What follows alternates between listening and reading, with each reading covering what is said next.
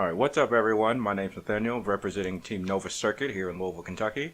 And here is just going to be giving my deck review of whenever I went to my last League Cup. This was over in Good Games over in Indianapolis, and I played Metal Silvally. Part of the reason why I wanted to play this deck was because it's really good at accelerating a whole bunch of energy, as I'll show you in a few minutes. But it also has a really good lot of text that we can have to win against certain matchups. So I know the first few things I can go over with the basis of the deck is mainly about Silvally GX. So for starters, you have the pre-evolutions, which you have with type nulls, and then you have the GXs, which are Silvally GXs. And essentially, you use Silvally GX for its ability, which is Gyro Unit, which with it you are able to have all of your basic Pokemon with free retreat. And this is actually very helpful within certain matchups because the entire deck based around pretty much all Pokemon with a high amount of retreat cost. So the fact that we have a Pokemon that gives free retreat with this ability is fantastic. Not only that, for 3 energy, it also has the Attack Turbo Drive, which does a base 120 but is able to accelerate basic energy from the discard pile to one of your bench Pokemon. It does have a GX attack, which is essentially the same GX attack as Lycanroc GX, but it's for 3 colorless energy. It does 50 damage times the number of Pokemon that your opponent has on their bench, which is really handy in certain situations. During my testing, I really didn't use that GX attack a lot. I actually used another one from one of my other Pokemon, but we can go ahead and get to that in a minute. The next few Pokemon that I have are, I played 3 Tapu Leles just for consistency and for the Wonder Tag ability, which allows me to search through my deck for any supporter Poke that I want. I played 2 Registeel, and Registeel also accelerates energy from the discard pile, and for 1 metal energy, does a search attaches a metal energy or basic energy from the discard pile back to one of my bench Pokemon, which is very handy because whenever you're going up against like a God of War deck and they have a fairy type Ralts, you can easily one-shot them with Turbo Arm, which does 30 damage. Throughout the course of my play, I really didn't use Iron Head a whole bunch. It was mainly just to accelerate the energy. The more energies that you have in play, the easier it is for you to overwhelm your opponent. So the main attacker that I had for the deck was Celesteela GX, which honestly, at first, I really didn't see the whole point of actually playing the card. I was like, well, it has 200 HP, which is great. It's not weak to fire, which is fantastic, but since God of War is still a big deck out there, there's a whole lot of attack cost that you have with Celesteela. So I know for 3 energy, it does Rocket Fall, which is 30 damage times the amount of retreat cost that your opponent has, but you also have Moon Press and then Blaster GX. And so Blaster GX is essentially a town map, so you get to flip over your prize cards first, and then you get to choose which prize cards you want afterwards. But again, the main reason why I didn't like it as much was because of the energy requirements for Celesteela, but in certain matchups it actually was very helpful. Not only do I get to do a flat 180, which can pretty much knock out pretty much the basic EXs or GXs that we have in the format right now, but I can also see what prize card I'm taking beforehand. So with that, even with the choice band at 210, that I can easily knock out a Golisopod or a Zoroark GX if they don't have a bodybuilding dumbbells on it. But Celesteela really did come in clutch for me during my time when I was going on playing into top 8 during my matchups there. There were a few tech Pokemon that I did have in the deck too. I played 1 Oranguru, which was for consistency reasons, was able to help me draw cards. So if I were to get end down late game, I can easily get back into that.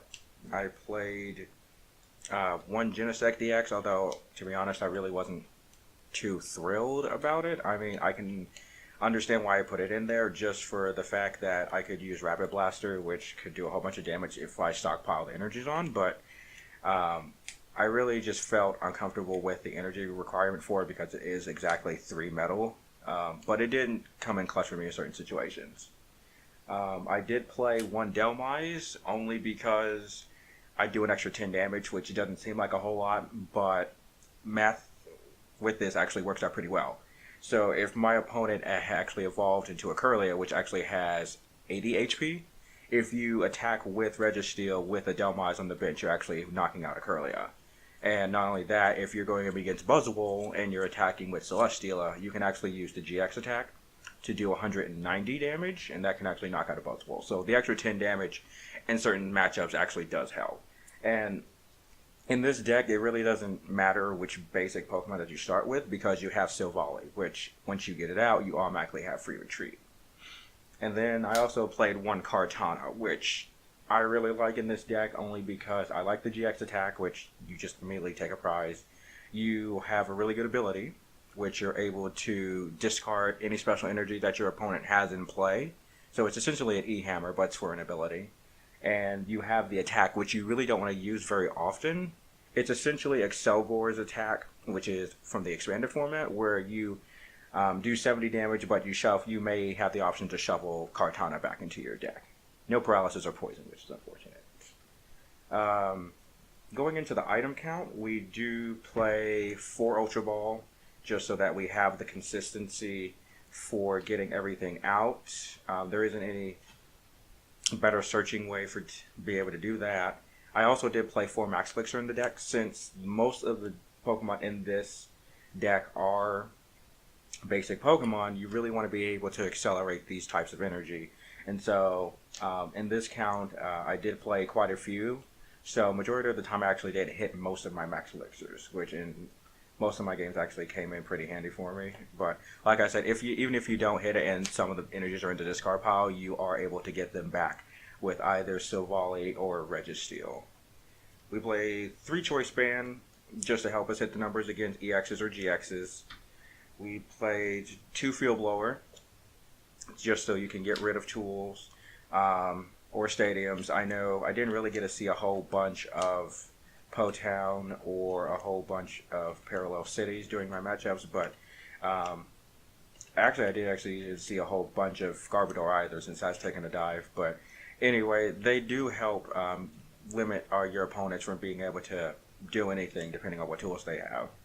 I did actually play 2 Fighting Memory, which allows Silvally to actually become a fighting type. And this is actually helpful for several reasons. One of the main reasons is because Zoroark GX, since it ever officially got released over here to the US, has been a very popular card with its trade ability. So if you attach a Fighting Memory to Silvally GX, you're able to do 240 damage, which is able to one-hit knock out a Zoroark GX, which is getting a huge amount of play, especially in both standard and the expanded format right now. So being able to have 2 of them, at least for me, was enough for whatever matchups that I saw. I'm kind of debating on actually putting in Psychic Memory too, just for the Buzzwole matchup, only because you are weak to fighting. You do have some outs to it since Celesteela actually has resistance to fighting, but it's still heavily in their favor. And then I also did play 1 Rescue Stretcher too, just to either get a Pokemon back from the discard pile or just to shuffle 3 Pokemon back in. Going over to supporters, we play the standard 4 Sycamores, just so we can discard our hand and draw 7 new cards. Like I said, it's just consistency reasons, just being able to refresh our hand and hopefully get a new hand that'll actually work better for us and later in the game, which it did. I played 3N. I wanted to have 4, but I could not find the room to have a 4th one. But during my time playing the tournament, that 3N seemed to work pretty well for me. I don't know if there's anything that I could actually try to find to make room to have a 4th N, but I think for the time being 3N was fine. We played 3 Guzma, which were able to essentially be a Lysander, but you also have to switch your active Pokemon with your bench. But it actually comes in pretty handy in this deck too, since you have mostly basic Pokemon in this deck. It doesn't matter which Pokemon that you bring up, just because you have that Gyro Unit ability, which gives you free retreat. So you could bring up a Pokemon with no energy attached to it, but you can also retreat it. So it really did come in handy just being able to pick up a Pokemon and being able to free retreat it afterwards. We played 2 Acerola, which for that reason was just be able to pick up a Pokemon and then put it back down. And so in some situations you might have to pick up a Silvally GX if it's been damaged, but majority of the time it actually was for basic Pokemon. And it really didn't matter for my opponent for too much trying to be able to one-shot anything, because once you're able to just pick up a Pokemon, especially if it's one of the basics that we have here, it's very easy just to put it back down and then just reattach the energies elsewhere. But Acerola does come in very handy, especially during the late game whenever your opponent's trying to get a knockout, but you're able to deny them the prizes just by taking away that damage. And then we play 1 Bridget. Bridget is essential because you're able just to get everything out so quickly. I know typically when I'm playing a Bridget, I usually get a type null, at least maybe 1 or 2 Celesteela, depending on the matchups, but definitely at least 1 Bridget. I think just having 1 is fine. If I wanted to have 2 in here, I don't know what else I would take out, but I really just do like just having 1 in here just for now. I know most decks, they usually have at least 2 or 3 Bridget in their deck, but then again, they have Zoroarks in their list. But at least with this deck, I actually like just having 1. And then for the energy count, it's basically 10 metal energy and then 4 DCEs. And so this actually made it a lot easier to go and hit max elixirs, because you want to have a lot of basic energy in your deck to be able to hit the max elixirs once you draw into the top 6 cards. But you also have DCEs because you have certain Pokemon that actually can use DCE for their energy requirements. So if you hit a max elixir, you can attach that to a Celesteela and then add a DCE and then you're ready to go. Or you can use a max elixir on a type null and then evolve into a Silvally and then attach a DCE. So it does has its uses whenever you have as much energy in this deck. I think just having 10 is a good amount. I wouldn't go probably any more than 10 as of right now, just for room's sake. But overall, the energy count was a total of 14, which I think is a pretty good round number just to have everything out. But yeah, during the matchups, I know I played a few different varieties of decks. I know I played a Guardy, Tapu Bulu, and I know during most situations it really came down to having that free retreat with Silvally GX and mainly actually attacking with Celesteela, because you do a lot of damage. And so being able to do that much damage and also being able to one-shot Pokemon that your opponent has that they've already set up, but their board state itself isn't set up completely, it actually puts you in that favor of actually winning the certain matchups against them. But overall, I finished with a 4-1-1 record, getting into top 8, and then top 8 was actually against Buzzwole Zoroark. So this is kind of the problem that is easily countered for this deck, is because since your opponent does play Buzzwole, you are weak to fighting. Celestia, like I said before, has resistance to fighting, but your majority of the free retreat does come from Silvally. So if they're able to easily knock out Silvally, you are going to be in a not so good spot afterwards. But there are ways for you to have good matchups for it. And plus, like I said, you do have fighting memory, so you can't take out the Zoroarks. You do have the Delmise, which does help you do the extra 10 damage. So it's not like it's not in your favor, but at least for me, I kind of felt like the matchup was still more in Buzzwole's favor, probably like 70-30-ish%. But overall, it was a really good day. I had a very good finish and got another 25 points added to my CP. So, like I said, this is the overall deck video. Thank you guys for watching. Make sure to go and like and subscribe our video. And if you want to see more, we'll see you next time.